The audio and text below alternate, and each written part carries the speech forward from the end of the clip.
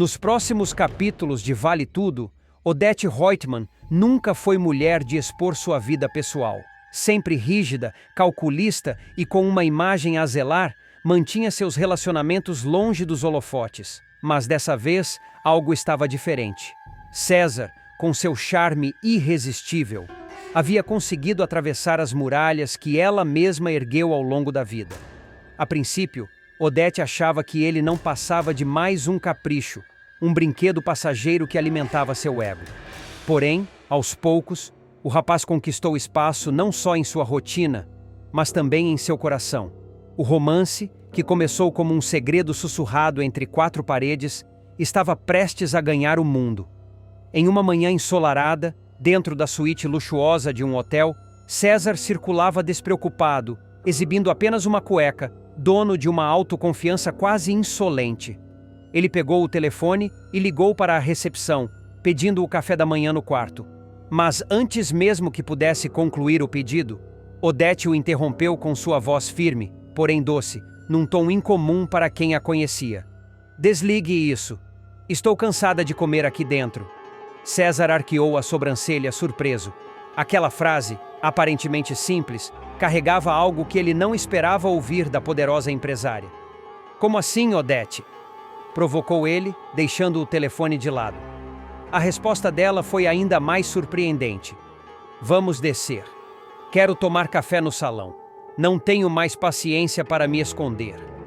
O jovem, intrigado, não deixou a oportunidade escapar.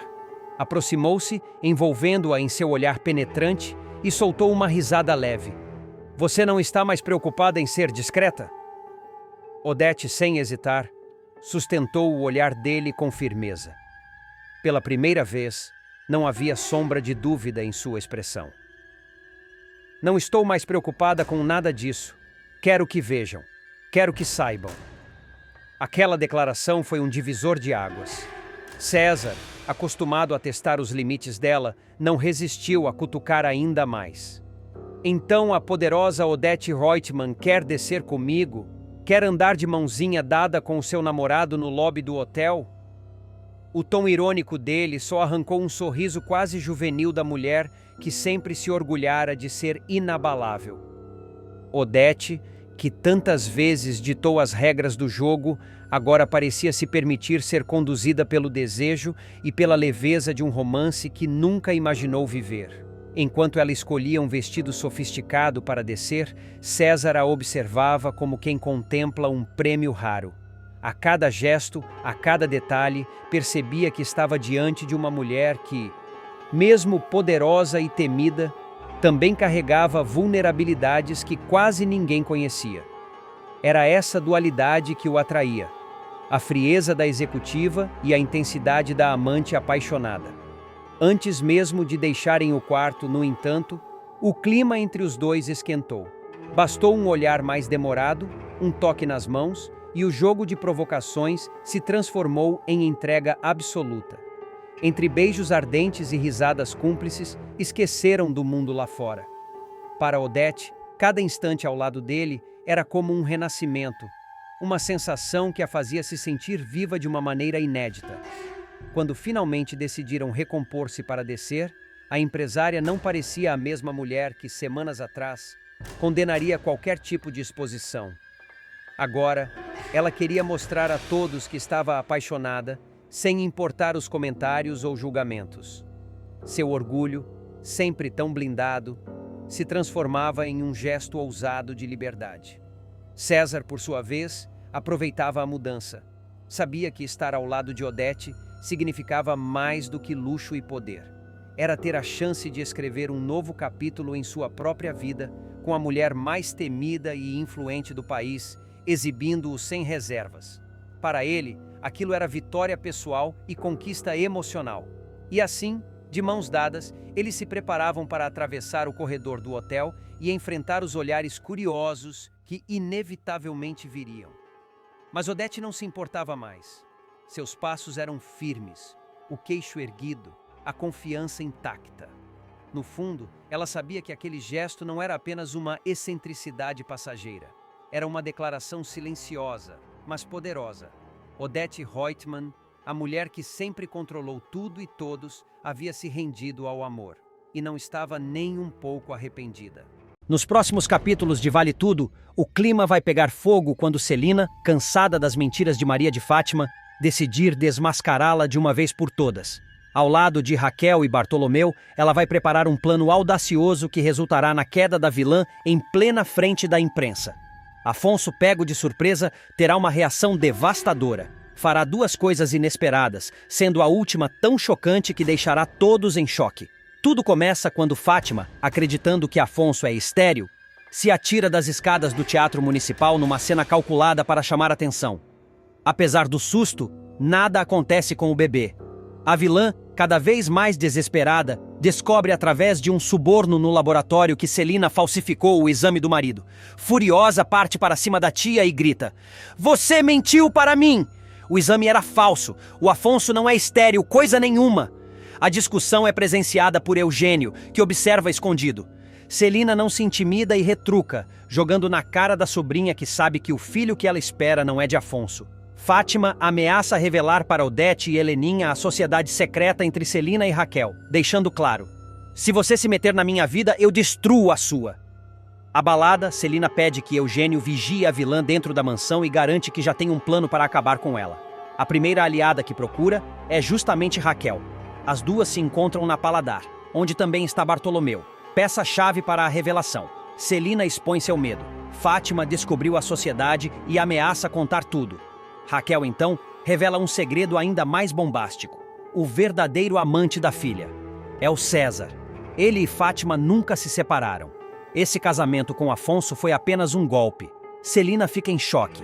Raquel mostra fotos de Fátima e César juntos, um dia antes do casamento, e Bartolomeu reforça sua disposição em participar da vingança. Determinada, Celina promete: "Vou acabar com essa víbora de forma épica. Vai ser um escândalo que ficará para a história." Com tudo armado, Celina convoca Eugênio, Raquel e Bartolomeu para a execução do plano. Eugênio, hesitante, questiona se aquilo daria certo, mas Celina garante que o momento de desmascarar Fátima havia chegado.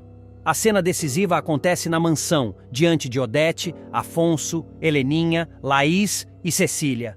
Celina surpreende a todos ao chamar jornalistas para uma coletiva improvisada. Odete se revolta, acusando a irmã de expor a família, mas Celina se mantém firme. Pouco depois, Raquel e Bartolomeu entram no salão, aumentando a tensão. E para a surpresa geral, César também é levado até lá. Diante das câmeras, Celina não poupa palavras. "A maior mentirosa deste país está aqui entre nós, e o nome dela é Maria de Fátima." Afonso fica perplexo. Fátima nega tudo, implorando que a tia desminta, mas Raquel reforça as acusações. Nos próximos capítulos de Vale Tudo, Maria de Fátima nunca perdeu uma oportunidade de virar o jogo a seu favor, não será diferente. Desta vez, a golpista vai mirar em Celina, disposta a descobrir qualquer fraqueza da madame para usá-la como arma. Ao perceber que a esposa de Eugênio anda desconfiada de suas saídas e atitudes misteriosas, Fátima decide agir rápido. Seu plano? Comprar a lealdade de quem está sempre por perto e pode ouvir tudo: Marina, a empregada da família Reutemann. Marina, atenta a cada movimento na mansão, acabará ouvindo uma conversa comprometedora entre Celina e Eugênio.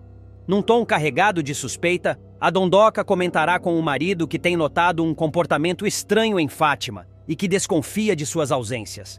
Marina, percebendo que aquela informação valia ouro para a golpista, não pensará duas vezes. Procurará Fátima e entregará a fofoca com um ar cúmplice. "É a dona Celina. Ela tá desconfiada de alguma coisa sobre a senhora. Vive agora fuxicando com o seu Eugênio." Fátima, com um sorriso calculado, agradecerá a lealdade da funcionária. De início, colocará R$ 300 nas mãos dela como forma de agradecimento. Mas Marina, ciente do risco que está correndo, pedirá mais. "Tá bom, 500, mas você vai ficar de olho", dirá Fátima, ajustando o valor. "E não quero saber só o que a Celina tá falando de mim, não. Quero saber da vida dela. Tudo, entendeu? A ordem será clara. Marina não é mais apenas uma informante casual, mas uma espiã particular da golpista. A partir daí, cada passo de Celina será observado com atenção. O destino logo conspirará a favor de Fátima. Num dia aparentemente comum, Jarbas, um funcionário de confiança da família, aparecerá na cozinha carregando algumas multas de trânsito que o carro de Celina havia recebido. Sem se dar conta da presença de Marina, ele comentará com Eugênio que era bom pagar logo para evitar problemas. Marina, sempre pronta para aproveitar uma brecha, guardará na memória cada detalhe. Quando tiver a oportunidade, a empregada não apenas contará o ocorrido para Fátima, como mostrará fotografias das multas que tirou discretamente. O Eugênio também estranhou muito, comentará Marina, entregando o material. Curiosa, Fátima pedirá para ver os endereços que constavam nas notificações. Pegará o celular e, digitando rapidamente na internet, seu olhar se acenderá. Tem alguma coisa aqui, murmurará, analisando o resultado da busca. Tem algum podre da Celina nesse endereço, Marina? Determinada a confirmar suas suspeitas, Fátima cruzará as informações e descobrirá algo bombástico. Celina é sócia de Raquel na Paladar, restaurante que se tornou ponto de destaque na cidade. A revelação não será apenas uma curiosidade, será a arma perfeita. Afinal, Celina sempre se posicionou de maneira elitista e reprovadora, e aquela sociedade com Raquel poderia ser explorada para colocar a madame contra a parede. Com o segredo nas mãos, Fátima começará a arquitetar a melhor forma de usar a informação. A ideia de humilhar Celina publicamente será tentadora, mas a golpista sabe que um trunfo desses vale mais se usado no momento certo, quando a madame estiver mais vulnerável. A primeira abordagem será mais sutil, uma ameaça velada. Interessante esse endereço das multas, comentará Fátima encarando Celina com um sorriso enigmático. Aposto que o Eugênio adoraria saber o que você anda fazendo lá. Ou talvez não, né? Impactantes sobre o estado de saúde de Leonardo virão à tona por meio de Odete e prometem mudar completamente a perspectiva do público sobre o destino do personagem. Até agora, tudo o que se sabia era que ele havia ficado inválido após um grave acidente de carro. Episódio que marcou profundamente todos os envolvidos. A vilã, manipuladora e calculista, sempre manteve em absoluto sigilo o fato de que o filho havia sobrevivido. Poucos sabiam de sua real condição, e para proteger seus interesses, ela atribuiu toda a culpa do acidente a Heleninha, que, tomada pela culpa e pelo trauma, acabou mergulhando no alcoolismo. Desde então, a expectativa de muitos era que, em algum momento, Leonardo pudesse se recuperar. A esperança de que ele se reerguesse e revelasse a verdade sempre esteve no ar, alimentando a tensão da trama. Essa possível reviravolta parecia ser apenas uma questão de tempo. Bastaria que ele tivesse força suficiente para desmascarar a própria mãe e expor suas artimanhas. No entanto, as próximas declarações de Odete virão para sepultar de vez essa possibilidade, mostrando que o quadro é muito mais grave e irreversível do que qualquer um poderia imaginar. Tudo começa quando Odete decide visitar o local onde mantém o filho escondido. Um casebre afastado, simples e quase esquecido, onde Leonardo vive sob os cuidados de Ana Clara. É ali, longe dos olhos de todos, que o rapaz tem passado seus dias desde o acidente.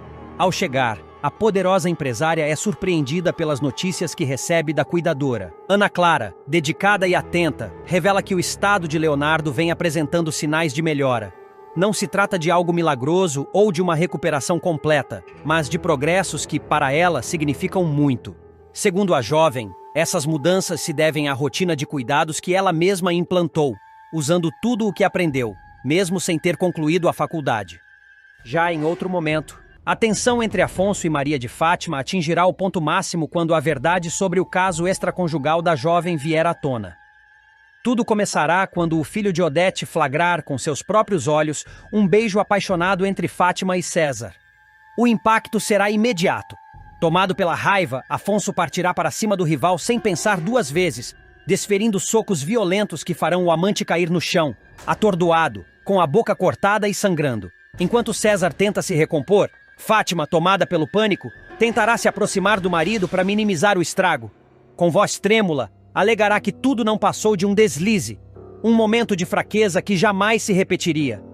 Mas Afonso, ainda com o coração acelerado, não acreditará em uma única palavra. Mais tarde, já em casa, o clima será de pura tensão. Afonso, com expressão fechada, iniciará o acerto de contas. Ele revelará que não se trata apenas do beijo que viu naquele dia. Ele já vinha desconfiando de algo há muito tempo. "Você achou que podia me enganar pelo resto da vida?" dirá, encarando-a com firmeza. Eu falei com a dona do apartamento, Fátima. Descobri que você mantém aquele lugar alugado desde que voltamos de Paris. Você nunca terminou com esse cara, não é? Fátima, tentando ganhar tempo, desviará o olhar. Afonso, implacável, revelará ainda mais informações. Soubera por sardinha que César passou meses na Europa justamente durante a lua de mel deles. A linha do tempo não deixava dúvidas. Me diz uma coisa, esse filho que você está esperando é meu? Questionará, com a voz embargada. Fátima, sem um pingo de constrangimento, responderá. Pode ser seu, mas também pode ser do César. Eu ainda não sei. O silêncio que se seguirá será cortante. Afonso respirará fundo, como se tentasse conter a explosão que sente por dentro. Então vocês estão juntos há mais tempo do que eu imaginava, concluirá ele. Eu estava me sentindo muito sozinha, responderá a vilã, com um tom hipócrita, quase teatral. A paciência de Afonso se esgotará. Ele se aproximará rapidamente, agarrando Fátima pelos braços e chacoalhando-a, como se tentasse arrancar a verdade à força. Chega! Para de mentir! Acabou! Será que você não pode ser sincera pelo menos uma vez na vida? Fala a verdade! Por que você casou comigo? Sem mais disfarces, Fátima deixará cair a máscara. Com um olhar frio e direto dirá: por dinheiro. A confissão cairá como uma bomba no ambiente. Afonso recuará um passo atônito, mas ela não parará por aí. Você está me julgando porque, para vocês, tudo sempre foi fácil. Vocês nasceram cercados de luxo, nunca souberam o que é lutar para ter alguma coisa. Tem muita gente que se arranja com um casamento rico. E daí? Dirá, com uma frieza quase desafiadora. Vai dizer que eu não te fiz feliz? Que não foi bom ter uma mulher disponível o tempo inteiro, sorrindo para tudo o que você queria? Cada um faz o que pode, Afonso. Afonso ficará boquiaberto com o descaramento dela. Mesmo desmascarada, Fátima seguirá se justificando. Eu me casei por dinheiro, sim, mas eu me esforcei para te fazer feliz. E por um lado, eu consegui, porque você só descobriu agora. Ou você acha que é fácil acordar às 4 da manhã para correr? Ou fingir que gosta das mesmas coisas que você? Eu me esforcei, Afonso. O cinismo dela aumentará a indignação dele, mas Fátima não dará espaço para qualquer réplica. Não é justo eu sair dessa história toda sem uma recompensa. Eu ia te contar a verdade porque você é uma boa pessoa, mas não se engana. Se eu tivesse o seu dinheiro, não ia dar nem bom dia para as pessoas. Eu só estava esperando mais 3 meses. Por causa daquela porcaria de pacto pré-nupcial que vocês me obrigaram a assinar. O dia prometia ser especial para Sarita. Cecília e Laís, suas mães, haviam planejado uma festa simples, mas feita com todo carinho. A sala estava decorada com enfeites coloridos, flores improvisadas e balões que dançavam levemente com o vento que entrava pela janela. Sobre a mesa, um bolo caseiro com glacê branco, enfeitado por granulados, aguardava a hora de receber a vela acesa. Ao redor, brigadeiros caseiros de tamanhos desiguais, beijinhos, cajuzinhos e outros docinhos feitos à mão repousavam em forminhas coloridas. O clima era intimista, aconchegante, e as risadas das 3 amiguinhas de Sarita brincando de amarelinha no quintal completavam o cenário perfeito de um aniversário em família. Enquanto os convidados conversavam em pequenos grupos, Cecília e Laís se entreolhavam com satisfação. Elas sabiam que, para a filha, o importante não era o tamanho da festa, mas o amor que a envolvia. Era um momento de afeto, e tudo corria bem, até que a tranquilidade foi quebrada. De repente, a porta da rua se abriu de forma brusca. Homens entraram carregando uma máquina de videogame de última geração, seguidos por 3 mulheres fantasiadas de princesas reluzentes.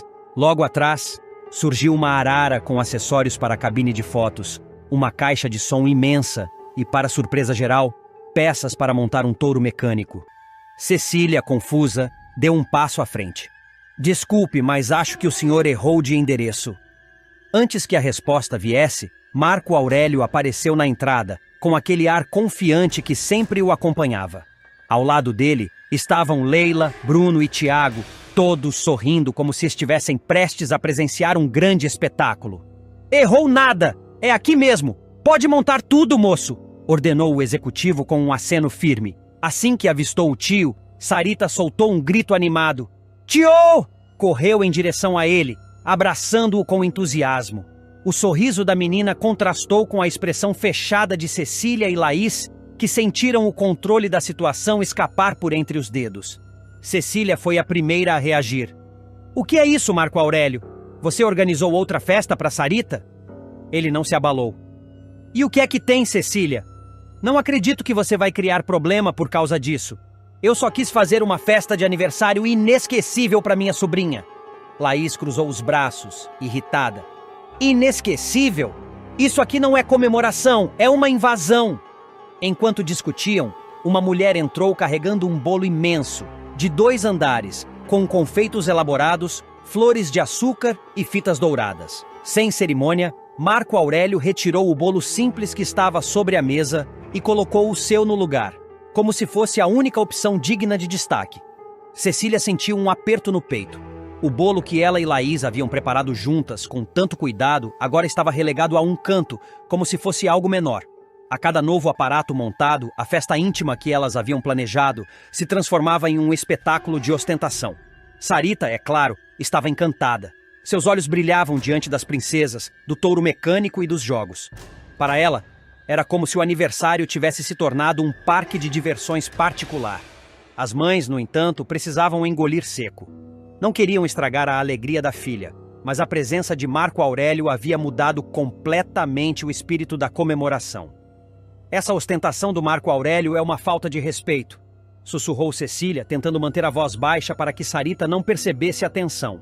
"Olha, se não fosse a festa da minha filha, eu ia embora agora mesmo", respondeu Laís, indignada. "É muita falta de noção." O som alto da música invadiu o ambiente, misturando-se às gargalhadas das crianças que agora se revezavam no touro mecânico. A cabine de fotos formou fila. As princesas encantavam os pequenos e o bolo ornamentado virou a atração principal. A simplicidade, que era a alma daquela festa, havia sido engolida por um show de exageros. Marco Aurélio, por sua vez, parecia satisfeito. Ele circulava pelo espaço, cumprimentando os convidados como se fosse o anfitrião oficial, ignorando os olhares de reprovação das mães. Para ele, era apenas mais uma prova de que, com dinheiro, era possível transformar qualquer ocasião em um grande evento.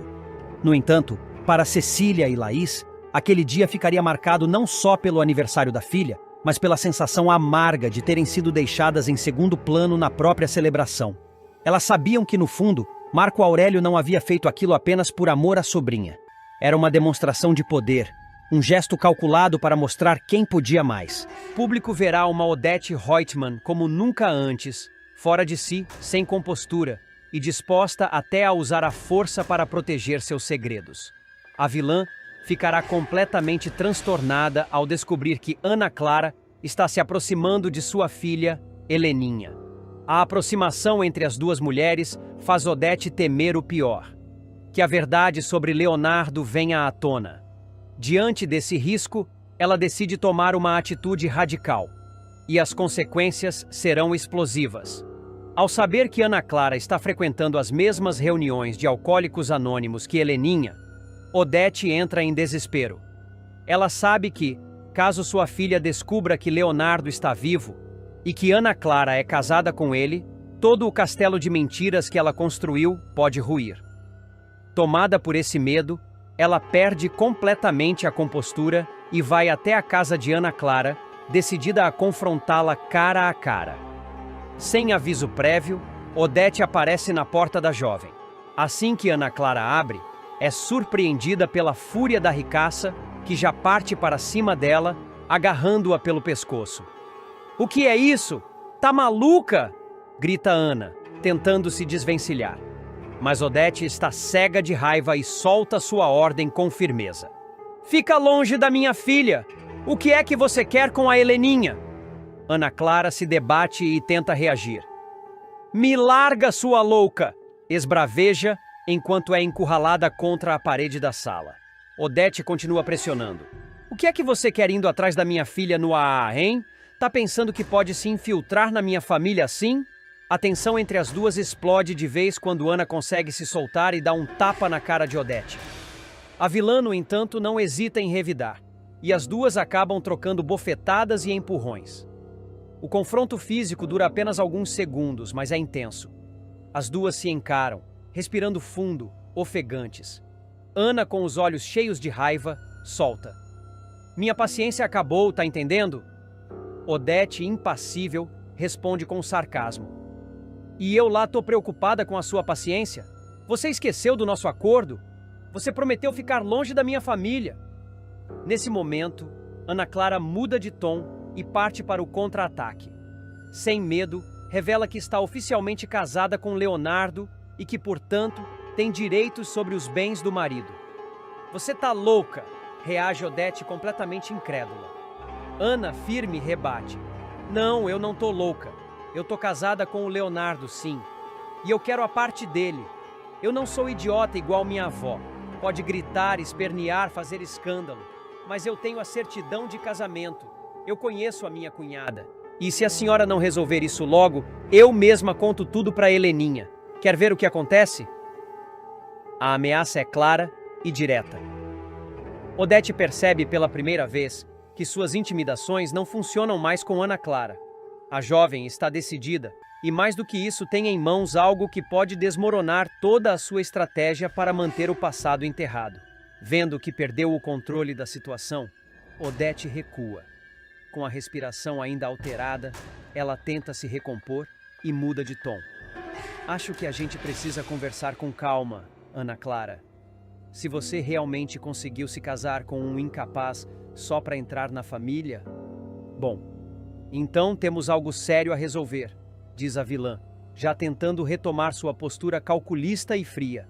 Essa virada mostra uma nova dinâmica entre as duas personagens. Ana Clara deixa claro que não será mais manipulada, e Odete, mesmo contrariada, percebe que vai precisar negociar.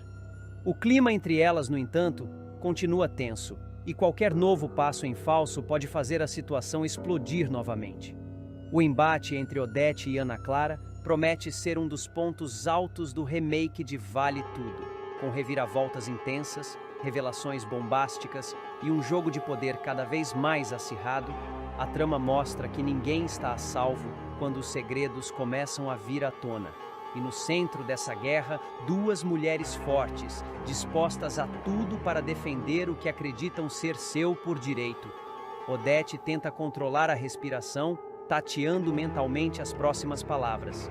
Não está acostumada a se ver em posição de fraqueza, muito menos diante de alguém como Ana Clara, que ela sempre julgou como oportunista e insignificante. Mas agora, diante da ameaça de perder o controle da própria família e do próprio segredo, ela entende que precisará usar a cabeça, não apenas a força. Ana Clara, por outro lado, sente-se fortalecida. Pela primeira vez, vê Odete Reutemann recuar. A megera, sempre tão poderosa e imbatível, agora está visivelmente abalada. Isso dá a Ana a confiança que faltava. Ela cruza os braços, mantendo o olhar firme. Se a senhora achava que podia me calar com gritos ou tapas, perdeu seu tempo, diz com ironia. Eu não sou como os outros que a senhora controla com meia dúzia de ameaças. Eu tenho carta na manga, eu tenho provas. Nos próximos capítulos de Vale Tudo, Maria de Fátima vai viver mais uma de suas amargas derrotas no jogo de manipulações e ambições em Vale Tudo. A vilã ficará em choque ao descobrir que seu plano de provocar ciúmes em Odete Reutemann saiu completamente pela culatra. Em vez de afastar a ricaça de César, Fátima verá a inimiga dar o passo mais inesperado, pedir o amante em casamento e, com isso, elevar César ao posto de futuro herdeiro do Império Reutemann. Tudo começa quando Fátima, movida por despeito e provocação, decide enviar algumas fotos comprometedoras para o celular de Odete. Nas imagens, ela aparece no colo de César, em poses ousadas, claramente com a intenção de acender os ciúmes da empresária. O que Fátima não esperava, no entanto, era a frieza com que Odete lidaria com a situação. Ao invés de terminar tudo com César, a poderosa dá um passo além. Pede o rapaz em casamento para garantir que ele não volte a cair nas garras da ex. A notícia chega aos ouvidos de Fátima da pior maneira. Pela boca do próprio César, que aparece em sua casa com um sorriso debochado no rosto. Ao ver a ex lavando roupas, ele não perde a oportunidade de ironizar. Que fim, hein, Fátima? De Palácio das Laranjeiras para tanque de concreto. Revoltada, Fátima rebate imediatamente apontando o dedo para ele. Se eu tô nessa merda, a culpa é toda sua. Se não fosse você ter ido na hípica brincar de Príncipe do Sol, eu ainda tava casada com o Afonso, bilionária, por cima da carne seca. César não se abala e devolve no mesmo tom, ainda mais cruel. Garota, se não fosse por mim, você tava até hoje em Foz do Iguaçu dando mole pra turista argentino. Acorda pra tua realidade! Indignada, Fátima manda que ele cale a boca, mas é então que César solta a bomba com prazer visível. Sabe o que me rendeu a tua armaçãozinha ridícula de mandar foto tua no meu colo pra Odete? Um pedido de casamento. Fátima arregala os olhos, perplexa. Você tá brincando? Você tá pegando a Odete há 15 minutos e vai se casar com ela? Tá de sacanagem com a minha cara? César sorri, sarcástico, e diz com frieza. Seu empurrãozinho foi ótimo. Valeu, bebê. Te devo essa. Atônita, Fátima tenta virar o jogo novamente e usa a gravidez como trunfo. Pois então trate de assinar um contrato de casamento muito bem feito, porque você vai ter que me pagar pensão. Eu tô grávida de você, César. Agora, antes de continuar, me responda qual seu personagem favorito da novela até agora. E não se esqueça de se inscrever no nosso canal. Assim você acompanha sua novela favorita todos os dias. Mas ele nem se mexe. Mantém o mesmo tom indiferente e cruel. Engraçado. Você cuidou tão bem de mim quando estava lá na sua vida de madame, né? Esfregava dinheiro na minha cara. Agora tá cobrando pensão? Eu posso te descolar uns trocados que nem você fazia comigo. A cada palavra, Fátima parece murchar. O orgulho é ferido, a armação falha e o desprezo de César pesa mais do que qualquer bofetada. Antes de sair, ele finaliza com escárnio. Vou nessa que agora eu sou o Reutemann. Fui. Fátima fica ali, estática, sem reação. A vilã que antes se achava no controle de tudo, vê o jogo virar de maneira cruel.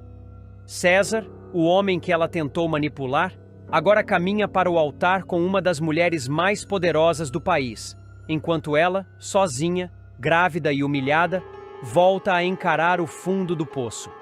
Em sua trajetória de ambição desmedida, Fátima acaba provando o gosto amargo da derrota. E desta vez, a humilhação não veio de Odete, mas do próprio César, aquele que ela julgava ser apenas um peão no seu tabuleiro. Sozinha, com as roupas ainda molhadas e a mente fervendo de raiva, Fátima se apoia no tanque, respira fundo e sente as lágrimas queimarem seus olhos. Ela tenta engolir o choro, mas é em vão.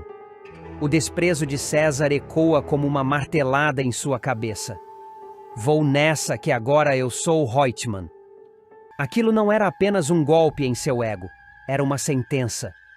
Fátima, que sempre se considerou esperta e manipuladora, foi passada para trás por dois jogadores ainda mais frios que ela. Odete, com seu olhar de águia, e César, com sua lábia venenosa, transformaram seu blefe em realidade. O pedido de casamento não era apenas um golpe de teatro, era uma jogada de mestre para humilhá-la publicamente. Ela caminha de um lado para o outro, esfregando o rosto com raiva. Isso não vai ficar assim. Ninguém pisa em mim e sai impune. Sussurra para si mesma, sentindo o gosto da vingança brotar na garganta. Em seguida, pega o celular e começa a vasculhar fotos, vídeos, mensagens antigas de César. Ela sabe que, em algum lugar, há algo comprometedor. Um áudio, uma imagem, qualquer coisa que possa explodir no colo dele. E de quebra, manchar o nome de Odete. Quer virar Reutemann, querido? Pois eu vou fazer questão de te enterrar com esse sobrenome. Mais tarde, Fátima decide sair. Vai até um café chique da Zona Sul, onde sabe que encontrará uma ou outra socialite fofoqueira. Ela se senta em uma mesa próxima da vitrine, cuidadosamente maquiada e com a barriga ainda discreta. Ela quer que vejam. Ela precisa que falem. Quando uma conhecida se aproxima e comenta sobre o boato de César e Odete estarem noivos, Fátima finge surpresa e lança a isca. Imagina! Ele ainda ontem estava na minha casa, me fazendo 1000 promessas. Só não ficou para dormir porque eu botei para fora. A semente está plantada. As palavras maldosas se espalharão como fogo em mato seco. É o que Fátima sabe fazer de melhor. Manipular com sutileza, sem se sujar. Enquanto saboreia um café amargo, ela liga para um antigo contato de imprensa. Tem uma história bombástica. O novo noivo de Odete Roitman é um cafajeste que me abandonou grávida. Que tal uma exclusiva? Do outro lado da cidade, César já se ambienta à nova vida. Vestindo terno caro, circulando entre reuniões e compromissos ao lado de Odete, ele se sente no topo do mundo. Mal sabe ele que a calmaria não vai durar muito. Com um plano ousado para desmascarar Fátima diante da própria família e, pior, de todo o Brasil. Após a pressão de Odete para que Fátima removesse um vídeo nas redes sociais, alegando estar sendo censurada, Solange e Sardinha enxergam a oportunidade perfeita para derrubar a vilã de vez. Movida por indignação e astúcia, Solange declara a Sherry: "Eu não vou descansar até abrir os olhos do Afonso. Aquela mentirosa vai cair." Decidida, Solange leva Sardinha até a Paladar. Raquel, surpresa com a visita inesperada, pergunta se aconteceu algo grave. Celina, curiosa, o segue discretamente e escuta tudo atrás da porta. É quando Solange solta a bomba. "Viemos pedir sua ajuda, dona Raquel, para desmascarar sua filha, a Fátima." Raquel, com a frieza de quem já sabe demais, diz que imagina do que se trata.